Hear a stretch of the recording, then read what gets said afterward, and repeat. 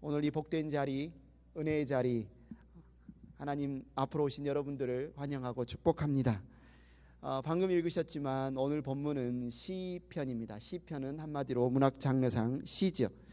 어떤 사물이나 사건이나 일을 있는 그대로 사실대로 이렇게 묘사하는 것이 아니라 그것을 은유나 아니면 비유나 여러 가지 상징을 통해서 설명하고 표현하는 것을 우리가 시라는 문학 장르로 이야기를 합니다. 이것이 시라는 사실을 기억에 두고 염두에 두고 오늘 말씀을 함께 나누기를 원합니다. 학자들은 오늘 시편이 순례의 길에 오른 사람이 아마 기록했을 것이다. 순례의 길에 오른 사람이 오늘 시를 썼을 것이다 라고 말씀하고 있습니다. 오늘 설교 제목은 하루가 첫날보다 낫기에입니다. 도대체 그 하루가 어떤 날이기에 첫날보다 나을까요? 도대체 그 하루가 얼마나 행복했기에 첫날보다 나은 하루일까요? 누구나 행복한 삶을 원합니다. 아니야, 나는 불행한 삶이 좋아 라고 말하는 사람은 없을 것입니다. 그런데 오늘 시인은 분명하게 이 첫날보다 나은 행복한 하루가 있다라고 우리에게 말씀하고 있죠. 어쩌면 노래하고 있죠. 그리고 어떤 사람이 행복한 사람인가, 첫날보다 나은 행복한 하루를 보내는 사람인가를 오늘 노래하고 있습니다. 누가 행복한 사람입니까?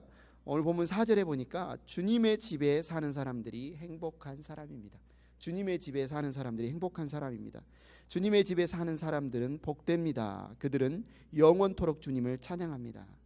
아마도 지금 시인은 당시에 주님의 집으로 불리는 성전에서 멀리 떨어져 있는 상황이었던 것 같습니다. 늘 주님의 집에 드나들었을 때, 그 주님의 집들 안에서 주님을 찬양하고 예배했을 때 그것이 얼마나 복된 일인지, 얼마나 감사한 일인지 그때는 깨닫지 못했었습니다.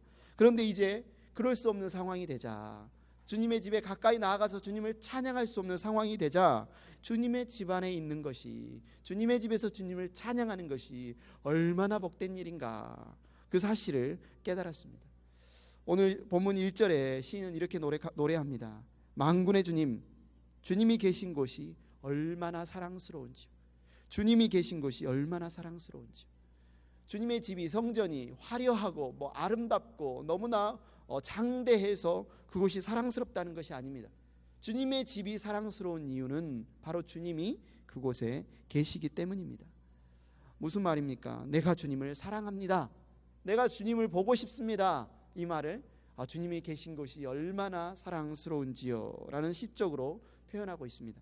2절에 또 노래합니다. 내 영혼이 주님의 궁전뜰을 그리워하고 사모합니다. 내 마음도 이 몸도 살아계신 하나님께 기쁨의 노래 부릅니다. 2절도 마찬가지죠. 주님의 궁전뜰이 예쁘고 잘 꾸며지고 잘 관리가 돼서 그곳이 그립고 사모가 된다는 말이 아니라 바로 주님을 찬양했던 그 자리, 주님을 예배했던 그 자리, 주님의 그 뜨거운 사랑을 경험했던 그 자리가 그립고 사모함이 된다는 것입니다. 주님의 집에서 마음껏 주님을 찬양할 때 그것이 당연시 되었었는데 막상 그렇게 찬양할 수 없는 환경이 되니까 그것이 너무 그리운 거예요. 그것이 너무 사모가 되는 것입니다. 제가 한국에 있을 때 대학생들을 선교하는 단체에서 선교사로, 사역자로 일했었는데 여름이 돼서 학생들을 이끌고 중국에 단기 선교를 간 적이 있습니다. 그런데 그 단기 선교에 가서 가장 힘든 일이 무엇이었냐면, 중국 단기 선교를 가서 힘든 일이 어떤 말이 안 통하는 것, 아니면 음식이 입에 안 맞는 것, 잠자리가 불편한 것, 날씨가 덥고 후덥지근해서 이런 것이 불편한 것, 그게 아니었어요. 뭐가 가장 불편했냐면 마음껏 소리내서 찬양할 수 없는 것, 큰 소리로 기도할 수 없는 것, 그게 단기 선교 내내 너무 힘들더라고요.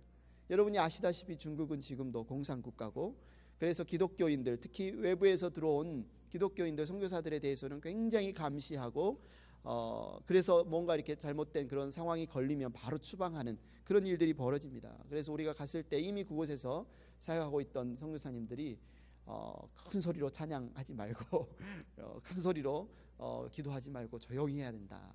그런데 마음에서는 막 이 뜨거움이 있잖아요. 주님을 막 찬양하고 싶고, 주님을 막 노래하고 싶고, 더 기도하고 싶은데 그럴 수 없으니까 어떻게 하냐면 말은 힘을 줘서 합니다. 주님을 찬양합니다. 입은 아주 크게 벌리고 주님을 찬양합니다 하는데 어떻게 해요? 소리는 조곤조곤 할 수밖에 없죠. 오늘 시인은 누가 행복한 사람이다 라고 노래합니까? 주님의 집에 사는 사람이 행복한 사람이다. 주님을 영원히 찬양하는 사람이 행복한 사람이다 라고 노래하고 있습니다. 오늘 이 자리에 오신 여러분들, 이 자리에 오셔서 주님을 찬양하는 여러분들 정말 행복한 사람입니다. 오늘 여러분 이 자리에 올 수 있는 것이 정말 하나님의 은혜고 하나님의 사랑인 것을 믿습니다. 그런데 여러분, 주님을 찬양하는 것이 쉽습니까? 주님을 찬양하는 것이 쉽습니까? 그냥 소리내서 곡조에 따라서 그냥 찬양하는 거 말고 정말 우리의 마음 가운데서 진심으로 주님을 찬양하는 것이 쉽습니까? 정말 쉽지 않습니다. 주님을 온전히 찬양하는 것이 쉽지 않습니다. 그 이유가 뭐냐면 바로 우리가 죄인이기 때문이 그렇습니다. 사람들은 죄 가운데서 태어났고 죄 가운데서 자라는 죄인입니다. 죄인이라는 말이 무슨 뜻입니까? 우리가 이 죄가 무슨 뜻이냐 이렇게 할 때 아마 여러분이 설교를 통해서 많이 들었을 거예요. 죄는 그 원어의 뜻을 보면 관역을 빗나가는 것, 화살이 탁 나가서 관역에 탁 박혀야 되는데 그것을 싹 빗나가는 것을 죄라라고 표현하죠. 가야 할 그 중심을 빗나가는 것. 우리의 삶, 우리의 신앙, 우리의 생명의 근원이 하나님이신데 바로 하나님에게서 빗나가는 것이 죄인데, 그것으로 나타나는 현상이 뭐냐면 하나님 중심적인 모습이 아니라 자기 중심적인 사람이 되는 거예요. 자기 중심적인 사람이 된다는 것은 항상 우리 눈이 누구만 바라보는 거예요? 자기를 바라보는 거예요. 내가 어떻게 할까? 내가 무엇을 먹을까? 내 삶이 어떻게 될까? 항상 자기 중심적인 시각을 가지고 자기 중심적인 삶을 살아갈 때 하나님을 바라봐야 하나님이 어떤 분이신 줄 알고 하나님을 바라봐야 하나님을 온전히 찬양할 수 있을 텐데, 하나님을 바라보지 못하고 자기만 바라보고 자기 일만 바라보고 자기 일만 신경 쓰기 때문에 하나님을 온전히 찬양할 수 없습니다. 그러나 우리가 하나님을 전심으로 찬양할 수 있다는 것은 이제 우리가 자기 중심적인 신앙이 아니라 하나님 중심적인 신앙생활을 하고 있다는 말이죠. 여러분, 누가 행복한 사람입니까? 주님의 집에서, 주님 가까이에서 주님을 온전히 찬양할 수 있다면, 주님을 전심으로 찬양할 수 있다면 그 사람은 정말로 행복한 사람입니다. 여러분, 주님을 만나는 자리를 사모하시기 바랍니다. 주님 찬양하기를 사모하시기 바랍니다. 주님이 계신 곳을 사모하는 여러분은 참으로 행복한 사람입니다. 또 누가 행복한 사람입니까? 오늘 본문 5절에 노래합니다. 주님께서 주시는 힘을 얻고 마음이 이미 시온의 순례길에 오른 사람들은 복이 있습니다. 바로 주님이 주신 힘으로 시온의 순례길에 오른 사람이 행복한 사람입니다. 여러분은 주님께서 주시는 힘을 경험해 보셨습니까? 아멘. 예. 주님께서 주시는 힘을 우리가 경험했지요. 당연하죠. 주님이 주신 힘으로 지금 이 자리에 우리가 왔습니다. 주님이 주시는 힘으로 예수님을 구주로 믿었고, 주님이 주시는 힘으로 내가 얼마나 악한 죄인인지 깨달았고, 주님이 주시는 힘으로 나밖에 모르던 죄인이 이제는 하나님을 바라보고 우리 주님의 십자가를 바라보고 주님을 찬양할 수 있게 되었습니다. 주님이 주시는 힘으로 술을 끊었고, 주님이 주시는 힘으로 미워하던 사람을 사랑하게 되었습니다. 저와 여러분 모두 오늘 주님이 주시는 힘으로 살아가고 있는 것 아닙니까? 여러분, 주님이 주시는 그 힘을 경험해 보았다면, 나는 정말 주님이 주시는 힘을 내가 안다고 여러분이 고백할 수 있다면 여러분은 참으로 행복한 사람입니다. 이 땅 가운데 얼마나 많은 사람들이 주님이 주시는 힘이 아니라 헛된 힘에 의지하여 사는 사람이 많습니까? 헛된 힘으로 헛된 일을 추구하는 사람들이 얼마나 많습니까? 주님이 나의 생명의 근원이시다. 주님이 나의 힘의 근원이시다. 주님이 능력을 주시면 능치 못할 일이 없다. 이 사실을 아는 저와 여러분은 얼마나 행복한 사람들입니까? 할렐루야. 그런데 여러분, 하나님이 주님이 힘을 주시는 그 목적이 뭐라고 말씀하십니까?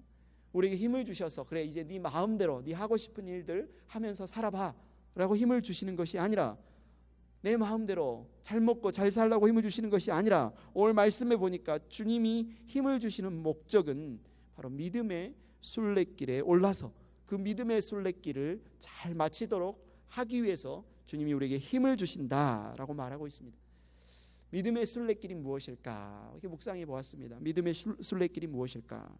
하나님을 더욱 알고 하나님을 더욱 사랑하는 것, 이것이 우리의 믿음의 순례길 아닐까요? 호세아 6장 3절에 이렇게 말합니다. 우리가 늘 고백하는 고백처럼 호세아 6장 3절에도 이런 고백을 합니다. 우리가 주님을 알자, 애써 주님을 알자, 새벽마다 여명이 오듯이 주님께서도 그처럼 어김없이 오시고 해마다 쏟아지는 가을비처럼 오시고 땅을 적시는 봄비처럼 오신다. 우리가 오늘 수요기도에 와서 주일날 예배를 드리면서 목장 모임 때 이런 다짐들을 합니다. 내가 주님을 더 사랑해야지, 내가 주님을 더 알아야지, 내가 주님 앞에 온전히 더 예배해야지. 얼마나 아름다운 고백입니까? 그런데 주님은 우리를 너무나 잘 아세요. 우리가 얼마나 연약한지, 우리가 얼마나 부족한지 잘 아세요. 6장 4절 한번 같이 읽어볼까요? 시작. 에브라임아, 내가 너를 어떻게 하면 좋겠느냐? 유다야, 내가 너를 어떻게 하면 좋겠느냐? 나를 사랑하는 너희의 마음은 아침 안개와 같고 덧없이 사라지는 이슬과 같구나. 무슨 말입니까? 주님 우리를 너무 잘 아십니다.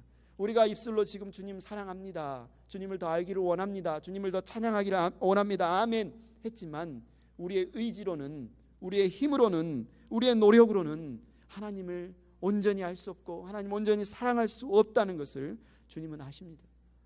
6장 6절에 주님 말합니다. 내가 바라는 것은 변함없는 사랑이지 제사가 아니다. 불살라 바치는 제사보다는 너희가 나 하나님을 알기를 더 바란다. 우리는 하나님을 우리가 알기를 원합니다, 우리가 하나님을 사랑합니다라고 고백하면서도 정말 하나님이 원하시는 것이 무엇인지조차 알지 못할 때가 얼마나 많습니까? 하나님이 원하시는 것은 변함없는 사랑이고 하나님을 더 아는 것인데 우리는 자꾸 뭐해요? 제사만 드리는 거예요.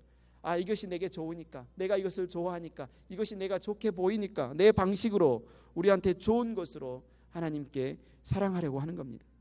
그러나 주님은 우리에게 이 믿음의 순례길을 올라서 정말 하나님을 알아가게 만드십니다.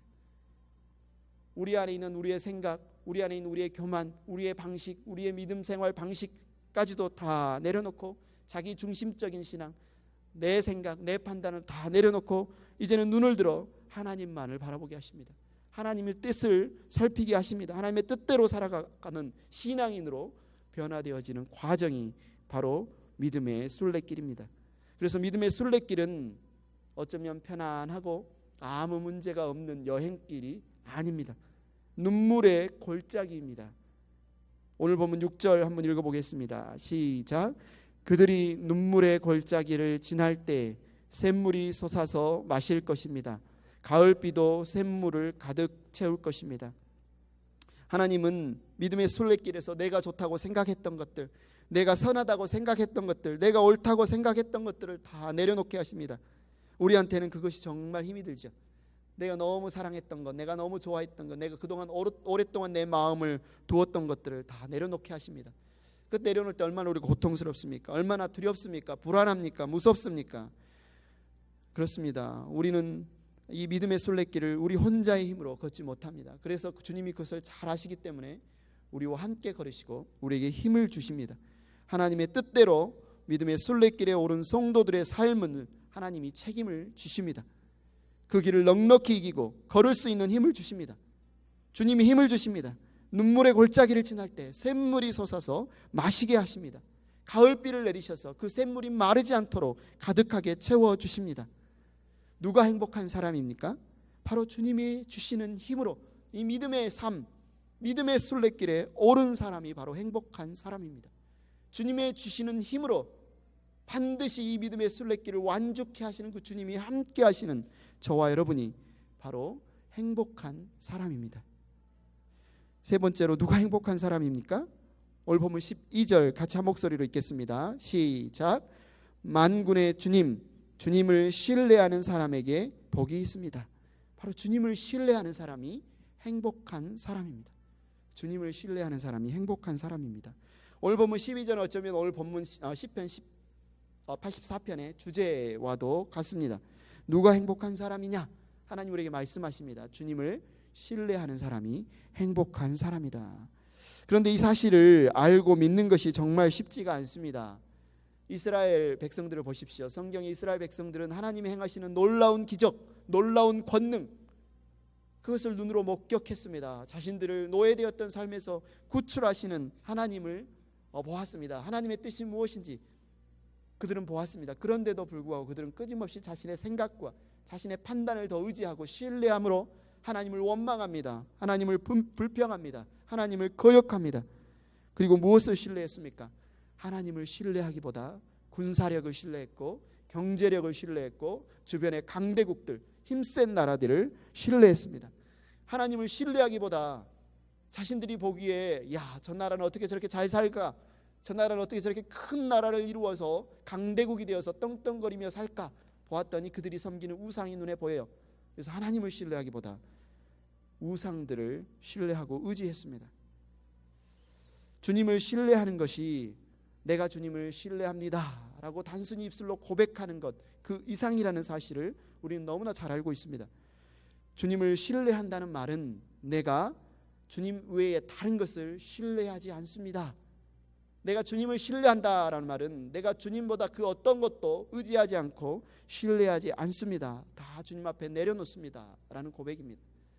이 세상을 신뢰하지 않습니다. 이 세상의 힘을 신뢰하지 않습니다. 이 세상의 돈을 신뢰하지 않습니다. 이 세상의 그 어떤 것도 신뢰하지 않습니다. 이렇게 말하면 어떤 분들이 오해하죠. 이 세상 그러면 쓸데없구나. 이 세상 뭐 더 살 필요가 있어. 다 뗀 것이고 다 쓸모없는 것인데 뭐 신뢰할 만한 것이 없는데 그냥 대충 살까? 그런 말이 아니죠, 여러분. 우리는 이 세상을 살아갈 때 최선을 다해서 열심히 성실하게 살아가야 합니다. 학생이라면 성실하게 공부해야 합니다. 어른이라면 우리가 맡겨진 비즈니스, 사업 열심히 성실하게 최선을 다해야 합니다. 우리가 만나는 한 사람 한 사람 대충 소홀히 여기지 않고 우리의 인간관계에 있어서도 우리는 최선을 다해서 성실하게 만나야 합니다. 그러나 그런 공부, 일, 인간관계가 우리의 신뢰의 대상이 아니다. 우리를 구원하고 우리를 행복하게 해주는 주체가 아니다라는 것이죠. 오히려 우리가 하는 공부, 우리가 하는 일, 인간관계는 우리가 어떻게 주님을 신뢰할 것인가를 연단받고 훈련받는 과정이고, 우리가 하는 공부와 일과 인간관계를 통해서 내가 주님을 얼마나 신뢰하는지를 보여주는 증거가 되는 것입니다. 사랑하는 여러분, 누가 행복한 사람입니까? 주님을 신뢰하는 사람이 행복한 사람입니다. 여러분, 오늘 우리는 수요 기도회로 모였습니다. 이제 우리가 함께 기도할 텐데 여러분 무엇을 위해서 기도하기를 원하십니까? 오늘 시인은 부르짖었습니다. 주 만군의 하나님, 나의 기도를 들어주십시오. 야곱의 하나님, 귀를 기울여 주십시오. 셀라. 시인은 무엇을 위해서 기도했습니까? 10절에 기도합니다. 같이 읽겠습니다. 시작. 주님의 집들 안에서 지내는 하루가 다른 곳에서 지내는 첫날보다 낫기에 악인의 장막에서 살기보다는 하나님의 집 문지기로 있는 것이 더 좋습니다. 악인의 장막에서 지내는 첫날이 아니라 주님의 집들 안에서 지내는 하루를 구했습니다. 이 세상의 그 무엇을 신뢰하는 것이 아니라 주님만을 신뢰하기를 구했습니다. 주님을 더욱 알고 주님을 더욱 사랑하기를 구했습니다. 오늘 이 복된 자리, 이 생명의 자리, 주님의 은혜로 임재하는 이 자리에 오신 여러분들을 정말 환영하고 축복합니다. 여러분을 향해서 갖고 계신 하나님의 뜻을 구하시기 바랍니다. 날마다 주님을 가까이 하고 주님을 바라보고 주님을 찬양하시기 바랍니다. 주님이 주시는 힘을 사모하고 주님이 주시는 그 힘으로 믿음의 순례길을 뚜벅뚜벅 걸어가시기 바랍니다. 때때로 여러분의 눈앞에 눈물의 골짜기가 있을 수 있습니다. 아니면 여러분 주변의 믿음의 형제 자매들 가운데 이 눈물의 골짜기를 막닥뜨리고 있는 형제 자매가 있을 수 있습니다. 예수님을 믿으십시오. 예수님이 말씀하십니다. 너희가 나를 믿으면 너희의 뱃속에 생수의 강이 생수가 강물처럼 흘러넘칠 것이다. 그 생수에 대해서 예수님이 그 다음 절에 말씀하십니다. 성령을 주실 것을 약속하신다고 말씀하십니다. 우리 주님께서 주님을 믿는 자들에게 성령의 충만함을 약속해 주셨습니다. 성령의 충만함을 받으십시오. 주님을 신뢰하는 여러분, 주님을 사랑하는 여러분은 주님이 주시는 힘으로 살아가는 그 하루가 주님 없이 살아가는 첫날보다 낫다는 사실을 굳게 붙드는 행복한 사람입니다.